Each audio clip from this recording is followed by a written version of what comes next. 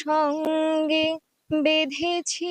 বিশ্বকবি রবীন্দ্রনাথ ঠাকুরের ১৬৫তম জন্মবার্ষিকী উপলক্ষে কুমারখালীর কুঠিবাড়িতে এই উৎসবমুখর পরিবেশ। কুষ্টিয়াবাসী সহ দেশের বিভিন্ন প্রান্ত থেকে এসেছেন তরুণ তরুণী সহ নানা বয়সের রবীন্দ্রপ্রেমীরা।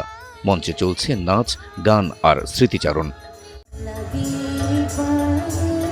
উৎসবে আসতে পেরে খুশি রবীন্দ্র ভক্তরা জানালেন এই দিনটির জন্য সারা বছর অপেক্ষায় থাকেন তারা।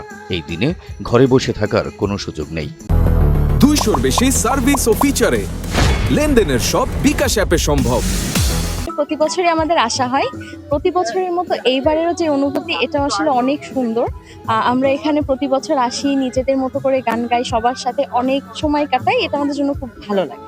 জন্মদিন উপলক্ষে আমরা রংপুর থেকে এখানে আসছি এই রবীন্দ্রনাথের এই বাড়ি ঘুরতে।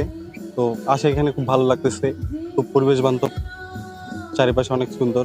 এই দিনটার জন্য আমরা প্রতি বছর অপেক্ষা করে থাকি। তার সব থেকে যে সাহিত্যকর্মের শ্রেষ্ঠ উপহার, সেটা তো এখান থেকেই আমরা পেয়েছি।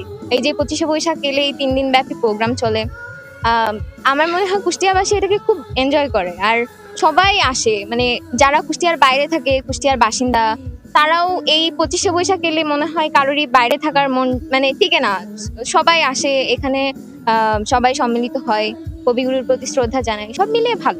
সাংস্কৃতিক চর্চাটা খুবই জরুরি এবং এই ছোট ছোট বড় বড় যে সকল আয়োজনগুলো আছে এইগুলোর মাধ্যমে আমাদের পরবর্তী প্রজন্ম যেন বেশ ভালোভাবে সঙ্গীত হোক বা আমাদের বাংলার সংস্কৃতির যে ধারাগুলো আছে সেগুলো যেন অব্যাহত রাখতে পারে, এটাই আশা করি। রবীন্দ্রনাথ আসলে সব জায়গায় সুন্দর লাগে, সব জায়গায় ভালো। যে বাড়িটাই বাড়িটা অনেক সুন্দর, ভিতরে ঘুরতে আমাদের ভালো লাগে, বাড়িটা দেখতে অনেক সুন্দর, এখনো সেই ঐতিহ্য বাসায় ধরে রাখছে। জেলা প্রশাসনের ব্যবস্থাপনায় 3 দিন ব্যাপী অনুষ্ঠানমালার প্রথম দিন ছিল শুক্রবার। এদিন বিকেলে জাতীয় সঙ্গীত পরিবেশনের মধ্য দিয়ে শুরু হয় আনুষ্ঠানিকতা।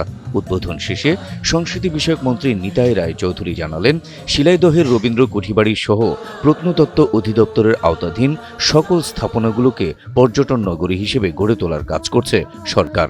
এই রবীন্দ্রনাথের স্মৃতি বিজড়িত যে কুঠিবাড়ি, এটা আমাদের বাংলাদেশে, আমাদের সংস্কৃতিতে, আমাদের মানে শিক্ষায়, আমাদের ইতিহাসে একটা অনন্য সাধারণ জায়গা দখল করে বসে আছে।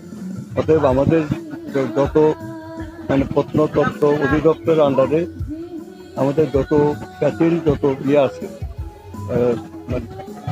দর্শনীয় জায়গা, বিভিন্ন পাহাড় এবং সমতলে যে সমস্ত নৃতাত্ত্বিক গোষ্ঠী আছে, বিভিন্ন জাতিসত্তার বিভিন্ন ধর্মের যে নিদর্শনগুলো আছে, যেমন বাগেরহাটে খান জাহানালির মাজার, শাহজালালের মাজার, তারপরে লালন ফকিরের মানে যে আখড়া, তারপরে আপনার ওই যে বৌদ্ধবিহার, সমস্ত জায়গায় আমরা এটাকে পর্যটন কেন্দ্র হিসেবে গড়ে তোলার জন্য আমরা আমাদের সরকার চেষ্টা করতে আমরা বড়।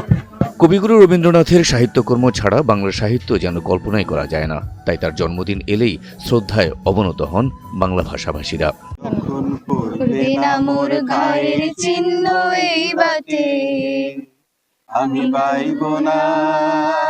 আমি বাইব না মোর খেয়া তরি ঘাটে গো, যখন পড়বে না মোর ঘরের চিহ্ন এই বাটে।